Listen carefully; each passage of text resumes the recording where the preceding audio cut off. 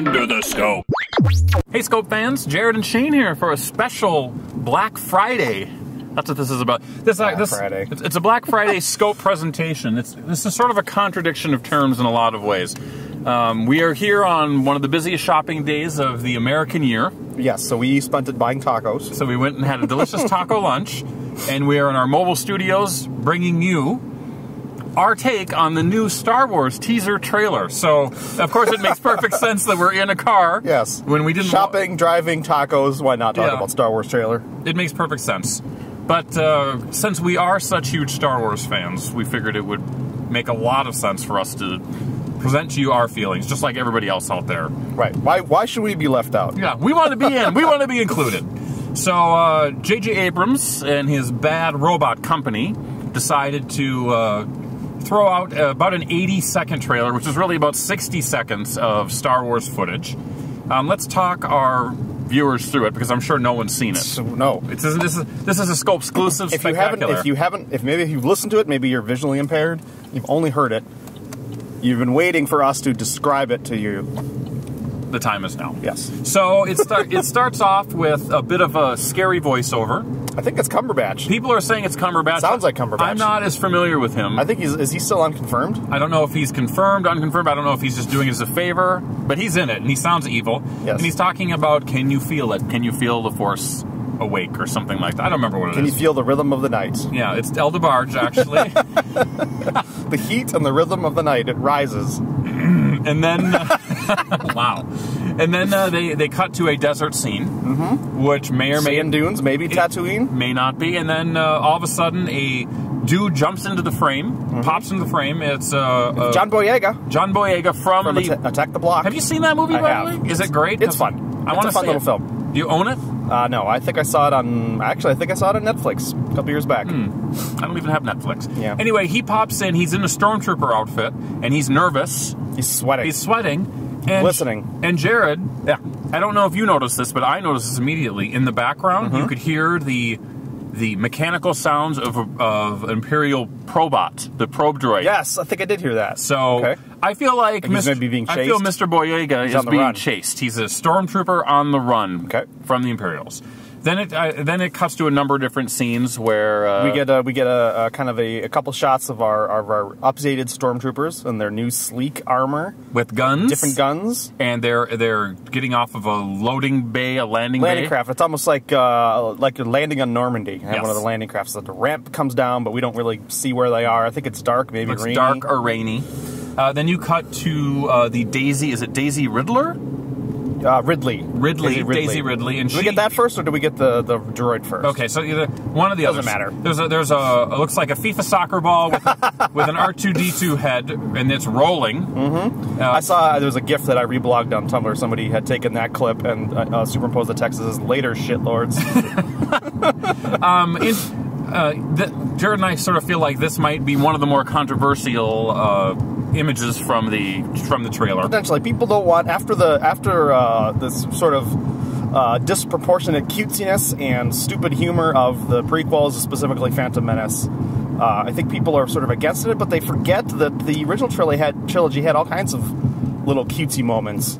They were just done in the right amount, and in the right way. Yes, and they were typically it was the droids who were doing that. So to have a droid, maybe a fun little droid doing something silly, I'm fine with it. We're fine with it. And what I liked about this droid is that there seemed to be more than a subtle callback to the original Kenner R2-D2 head with the big eye and then the small eye. It sort of looks like that. It's an R2 unit in spirit, at least with the head, but yet it looks different. And this thing is rolling along in a weird desert scene as well.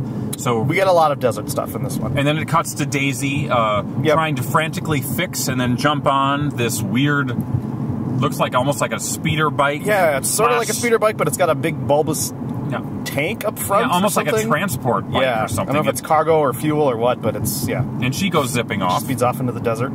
And then from there, where do we go, Jared? So the X-Wings are next? I think it's the X-Wings next. So we get a shot. X-Wings. We get a shot of an X-Wing fighter pilot, framed exactly how he would have been in the first three movies, and actually with the original trilogy as well, or the prequel trilogy. You get a lot of those cockpit shots. And he's got an updated outfit, uniform. It's red. A lot of the Rebel logo on it. The helmets seem less bulky than their original trilogy counterparts. Yeah, they seem... a little more sleek, more updated, modern. Yeah, but they seem like they could be like an A-wing type of helmet. You know, how they had those different helmets. True. They did have it wasn't ones. quite as helmety as an X-Wing pilot. A less helmety helmet, yes. I guess is what we're saying. and then from there they show the X-Wing skimming across like a lake. Flying low over the water, yeah. Yeah, spraying up with the new X-foils. You said something about you thought the wings were transparent? No. The TIE Fighter wings. Oh, I missed that. Yeah. Okay. Yes. Yeah, because the X-Wings, the new X-Wing wings are very slender because it's sort of like one wing that kind of splits in half. Yeah. It confirmed what I thought when I saw the J.J. Abrams first unveiling of the X-Wings of how they would open. I was right on point, but then again, so were a lot of them. They definitely look like our classic X-Wings of yore, but they're definitely updated as well. So. Yes. And then from there, we get to see a snowy, dark tree planet, which some people compare to something you might have seen in the Game of Thrones film. Yeah, very, very, very much so. And then we've got a dark hooded figure walking into the trees. We see him from the back. I'm guessing it's probably Adam Driver. But we don't know. No. He sort of has a physicality that I would liken to the little bit of Adam Driver that I've seen. It seems to fit, so. And then he quickly pulls out his lightsaber and he lights it. And it's a very crackly, unstable red lightsaber, but then it also has like I don't know what they're called, like a hand guard. Cross guard. Yeah. With two little mini lightsabers. That's probably the other thing that's driving fandom crazy. I think that's the moment that people are either in love with or very skeptical of the most in this trailer. I'm going to say, like what I said to Jared, it's very medieval. I mean, it looks like he's got a big broadsword that he's whipping out. It's a very cool moment. Whether or not it's Star Wars enough is, I guess, up for debate. But in and of itself, that moment, that shot is pretty remarkable. And then the screen fades to black, and then it pops back open, because there's a lot of fading to black in this. Yes. And then all of a sudden you see the Millennium Falcon updated, doing loops and barrel rolls over a desert planet. I'm assuming it's looping, the camera's looping. It's got a new radar dish because it got knocked off in Jedi, so it's got a bit different, like engine covers in the back. It's everything. It's like a lot of things in this movie are going to be. They're going to remind you of what came before, but they're going to be updated in slight ways. And then finally, as the Falcon is zipping all over the place, a couple of updated TIE fighters, which go by very quickly. So I'm going to have to watch it for the 20th time and look for those slightly translucent wings that we talk about. I don't know if that's maybe like a glare, but they look different. So, and then it goes to the Star Wars logo with the Force Awakens. I hate the typography, but that's all right. Yeah, the typography is not great. That's my biggest problem. Yeah, the Force Awakens, have we seen that? It looks like a Star Trek font. Yeah, that font, and I've read some analysis of where that font came from. It's nothing special. Is there anything about new Star Wars that hasn't been analyzed? Yeah, everything. It will be continued to analyze because we've got about another 45 minutes of talk about this 60 seconds. Yes. So we've seen it. We've told you, the listeners, what it's about. Now we will tell you how we feel about it. Jared, please. I came away very, very hopeful for this film. As you know, the audience doesn't know. I've tried like crazy to avoid any spoilers. If there's a story about Star Wars, I've stopped reading it at this point because I don't want to know. I want to avoid it as much as possible. Sure. And I'm happy that this trailer didn't really give anything away. No. It's definitely a teaser in the truest sense. It teases you. It gives you little bits and pieces of what this new film will have. Yes. And it gives me hope and promise that it's going to be good. I hope so as well. The things that I'm taking away from this, very calculated trailer. Yes. They're definitely not giving you anything. It's targeted to show you some of the new people. Yep. And some of the new designs. You don't get any of the original. No Han, no Luke. You don't even know if they're in this movie. They may not even be in this movie. I think they're confirmed. They may not. I'm sticking by my guns. They may not be in this movie. Okay. It is not a 1977 film. No. You are getting dynamic camera shots that look modern, for better or for worse. You're getting kind of modern color grading, at least in this trailer. Yeah, I think that if you expect J.J. Abrams to simply mock or ape what George Lucas has done, in the past, I think you're going to be sorely mistaken. I think that this is showing you that we can take these elements that you're used to and give them a fresh, modern spin. This is not movie making made for 5-year-old Jared or 4-year-old Shane, or for all the fans that are out there. This is going to be a modern take that is hopefully at the same time feels comfortable enough for you to want to go along on this ride, on this journey. And it's very, very exciting to me. And I think you have to understand that for as much talk as there has been about them building sets and doing things as practically as possible, there's still going to be a lot of CG in this film. I've seen some comments about how maybe the CG doesn't look finished. Well, of course it doesn't look finished. It's a year out. These are the trailer CG work is definitely not finished work. And guess what? We saw that in the Guardians of the Galaxy trailers. Stuff that looked not quite as good in the trailers. By the later trailers, it was more finished, and by the film, it was just fine. So it still looks great, though. Let's be honest. There's nothing in this film, to me, that doesn't seem seamless.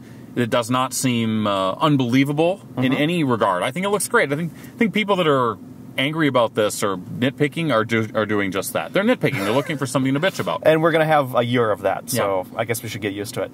I'm happy that in the lead up to this trailer coming out, there had been rumors that it was coming, and then there was an official announcement. Yeah. There had been a couple of fan-made trailers where people were trying to pass off as the real thing. And I think you watch those and you go, eh. Yeah. These look fan-made. They're decent, but they're not great. And then you see the real thing, and you're like, okay, this is how you really do it. So I'm happy it didn't look like a fan trailer. It looked like it should. The real deal, the genuine article. So the question is, Jared, when will we see more footage of Star Wars: The Force Awakens? Oh, I don't know. 6 months? Maybe. I think you'll definitely see some trailers running over the summer movie season next year. That might be. I would say late April, early May. You start thinking about when the new Avengers comes out, when Ant-Man comes out, that sort of time. You're going to start seeing some more stuff, and there will be slow, tiny little drips of information every once in a while that pop.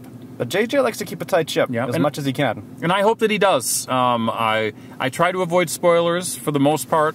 I probably know a little bit more than you, but not too much. But if JJ wants to lock this down, please do. JJ, I'm looking at you. And I'm sure you've got this all mapped out on some big magic whiteboard, Jared, that says everything they're going to do. Everything's very marketing strategy is all worked out. So I'm sure in the next trailer we'll see some of our classic characters. As you said, this one was very calculated to do certain things, and I think it was smart. I think it was smart to stick with the new characters. As for as much as we saw, really, it could have been anyone, honestly. But it was smart to stick with those and not come out of the gate relying solely on the classic characters. Yes. So it's exciting. Good job. So Black Friday, shopping done, tacos done, Star Wars trailer analysis done. Indeed. There's nothing more to do. Now we just gotta. We'll have to edit this and put it online. Oh, we do have to do that. Yes. So Jared, tell our listeners, tell our fans what they can do to interact with us. You can like, comment, and subscribe. All those things are right down below. Jared made that up. It's never been said before. Like, comment, subscribe. That's yours. You own it.